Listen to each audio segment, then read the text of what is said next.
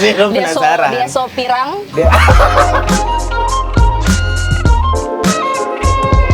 Untuk memuaskan rasa penasaran kalian yang penasaran.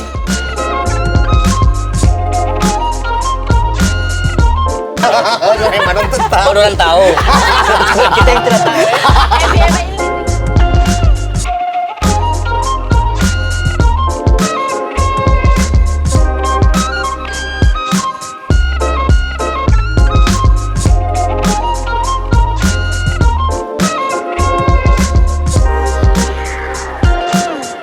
Oke, lanjut. Oke, jadi sekarang spesial orang bahas soal marketing. Ini pasti apalagi cewek-cewek. Digital marketing. Digital marketing.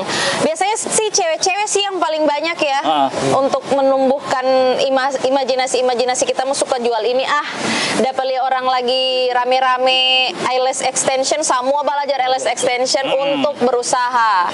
Online shopping. Orang jual badaa, semua jual badaa dan biasanya itu paling banyak di cewek-cewek. Cowok-cowok kebanyakan warkop. Ada yang bikin kita penasaran sih, bagaimana mau meyakinkan klien itu kalau di sini maksudnya bisa DP produk itu bisa menjual begitu dong. Mau kayak digital marketing apa ya? Untuk meyakinkan klien itu. Mendingan jualan di sini daripada jualan konvensional pada biasanya. Di sini di digital maksudnya. Secara digital gitu. Iya, jadi orang akan bertanya Pati Kawawan ini bagaimana tadi itu pertanyaan. DP rahasia. Aku juga tidak tahu, sama. Maksudnya bagaimana mau meyakinkan klien? Kalau misalnya kayak gini, macam kita ada produk nih, karena yang so duluan kenal Pati Kak Iswan.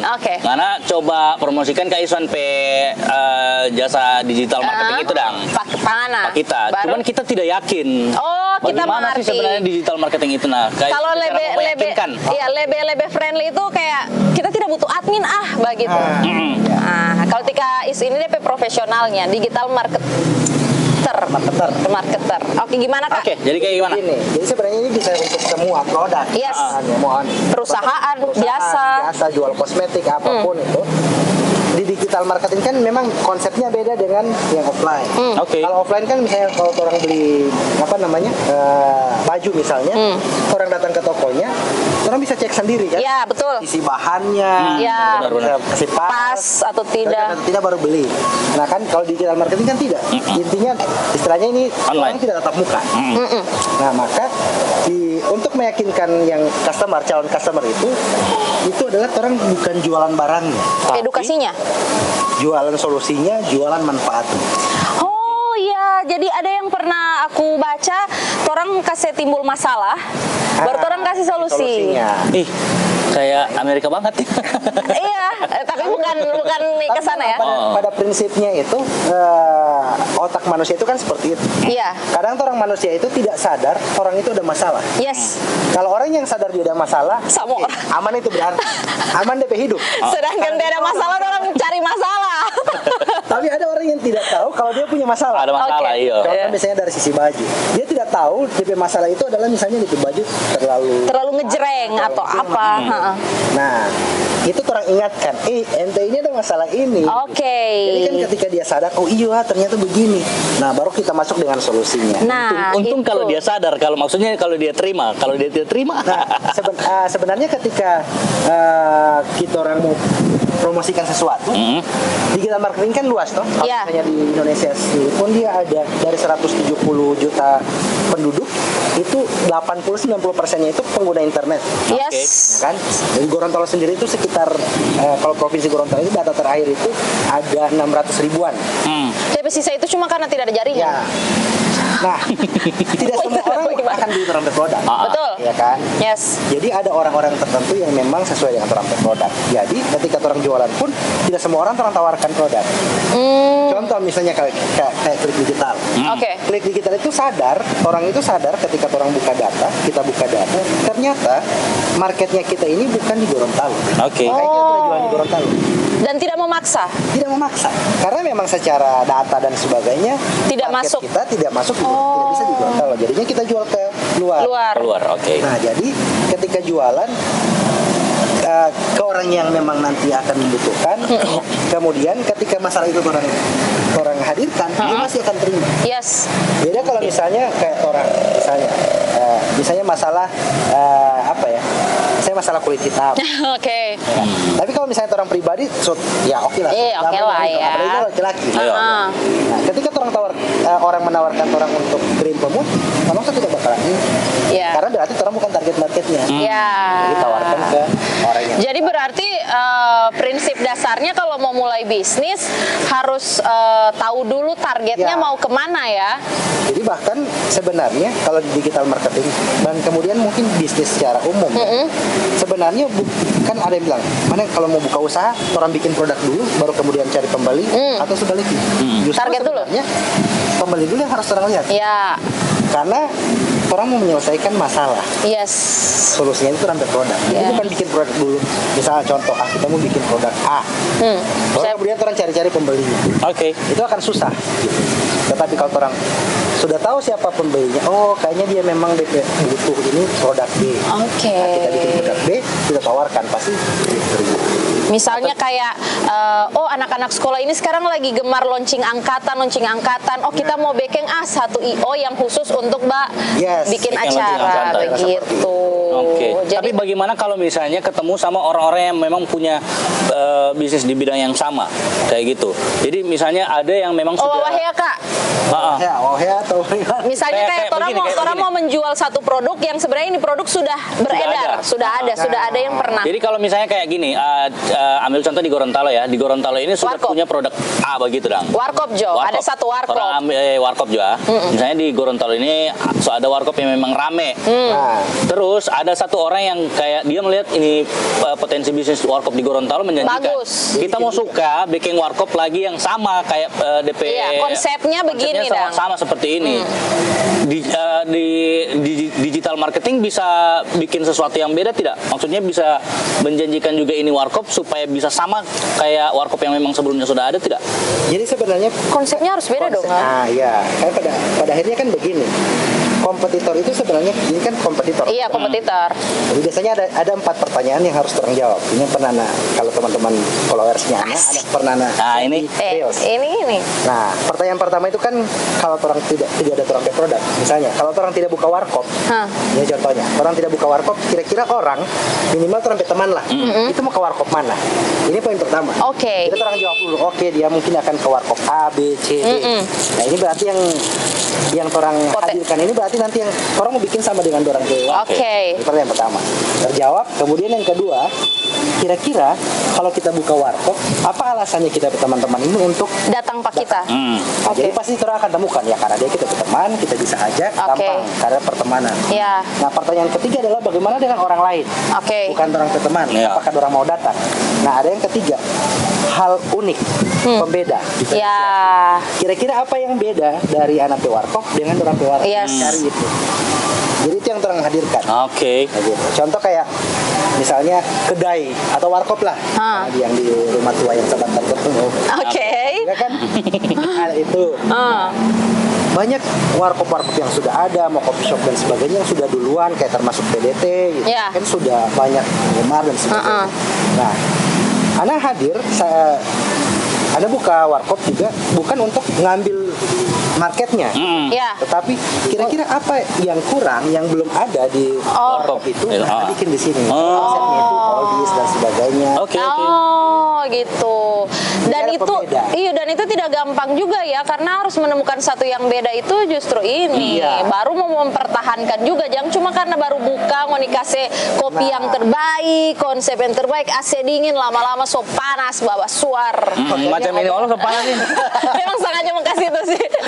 Nah, kawan, itu kalau misalnya, kalau orang yang akan berpikir seperti itu, tapi ketika misalnya ada orang yang DP pikiran mungkin tidak sejauh itu, Dang. Baru pokoknya asal bikin, Jo. Pokoknya kita mau bikin warkop karena kita rasa kita pakai kopi enak. Nah. Sudah selesai, baru tiba-tiba di tengah jalan habis. Karena kalau yang aku pernah baca ceritain di kawan, biasanya tuh orang balik bisnis itu 3 bulan ya kawan ya.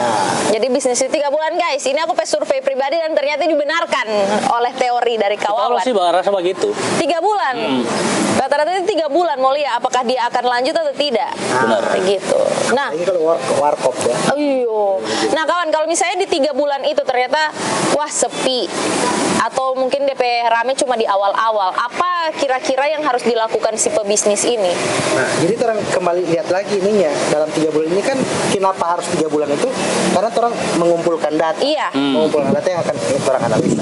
Konsepnya gini, simpelnya itu kalau misalnya bisnis F&B ya, apalagi misalnya kayak warkop dan sebagainya. Paling banyak di Gorontalo F&B kan nggak ya? Iya, F&B. Kuat makan sama orang Gorontalo. Baru-baru kan. Makan kuat minum. Secara sederhana itu begini. Kalau di awal, kalau pernah rame, jadi kalau warkop itu pernah rame, kemudian sepi, berarti ada masalah di kalau bukan pelayanannya, menunya. Iya benar ya. Oke. Karena rame di awal kan, wah orang suka kan, Iya. apalagi tingkat kepo orang Gorontalo ini tinggi sekali. Iya. Di mana ada tempat baru yang community viral, Kasana semua tuh orang. kesana. Kamu ke sana, oke. Tapi ada yang bertahan dengan ramenya Yes. seperti itu, ada yang tiba-tiba sepi. Nah biasanya itu evaluasinya adalah di pelayanan sama makanannya. Rasanya ya. Rasanya. Jadi ketika orang datang makan ternyata tidak sesuai ekspektasi mereka, tidak pergi lagi ke situ. Akhirnya sepi. Jadi berarti yang harus dievaluasi kenapa sepi saat ini karena mungkin makanannya. Jadi ubah makanannya dan sebagainya. Tapi bukannya mentalitas orang Gorontalo juga seperti Iya itu. Kak ya. Di awal-awal rame, oke, orang pergi di situ. Nah, Entah makanannya Bagaimana strateginya biar ini pola pikir orang Gorontalo yang kayak gitu? Ada juga yang kayak gini. Oke, dia Saya mau jawab itu padahal. Oke. Dia di warkop itu, kalau misalnya orang berbicara warkop kan dari tadi. Misalnya di warkop itu ada satu menu yang dia suka. Awal-awal memang rame, dia datang ke situ. Dia dengan sekian banyak orang datang ke situ. Besok-besoknya lagi kayak macam malas begitu. Dan kalau misalnya pun dia mau suka makan makanan yang ada dijual di warkop itu, pesan aja dari rumah begitu. Sudah tikawan so tangkapnya nggak maksud ini. Gitu. jadi masih kayak tadi kan, makanya tadi pelayanannya dan makanannya. Bisa jadi makanan ini orang jadi bosan, meskipun dia suka itu minuman misalnya kopi, dia Betul. suka itu. Tapi ketika dia ulang-ulang datang dan hanya itu terus, dia pasti bosan. Pasti. Makanya perlu ada inovasi kan, menu baru dan sebagainya. Itu Promo juga masuk Iya, nggak? promo. Pokoknya semuanya untuk mendatangkan orang gitu ya. Kemudian misalnya sepi, ada ini lagi konsepnya, suasananya. Bisa jadi karena dia tidak datang, dia hanya mau suka di rumah saja. Ojol. Karena mungkin suasananya dia bosan dengan suasana itu. Oke. Jadi orang bisa ubah.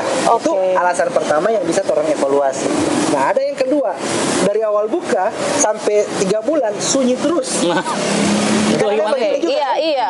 Nah, ini berarti yang dievaluasi bukan Tempatnya. belum makanannya, tapi marketingnya. Bisa jadi karena sepi, itu karena belum banyak orang tahu. Makanya itu gunanya siapa di Gorontalo itu ada influencer. Jangan menunjuk ya. Nah, Jadi ini- turun ke influencer. Kawan, menurut kawan seberapa ngefek endorse Influencer. di Gorontalo ya? endorse. Jadi kalau misalnya terus terang memang kalau untuk di Gorontalo itu di Klik Digital ataupun Log kita memang ada beberapa kali pakai menggunakan jasa influencer ini. Termasuk kan Sagistiani, brand ambassador ya, bukan endorse ya. dan kemudian ada juga yang ini lain, produk lain. Cuman begini, konsep orang pakai sebagai pebisnis ya. Kalau misalnya teman-teman ada usaha kemudian pengen menyewa jasa influencer atau endorse, kalau saya pribadi itu ada beberapa hal, poin-poin gitu. Oke. Nah, ada yang di luar sana ada yang ini tentang jumlah followers. Yes. Nah, Mayoritas malah. Kalau saya pribadi itu pertama memang jumlah followers penting, cuman itu bukan item pertama. Item pertama itu engagement. Oke. Interaksi. Postingan ini sesuai enggak dengan jumlah followers?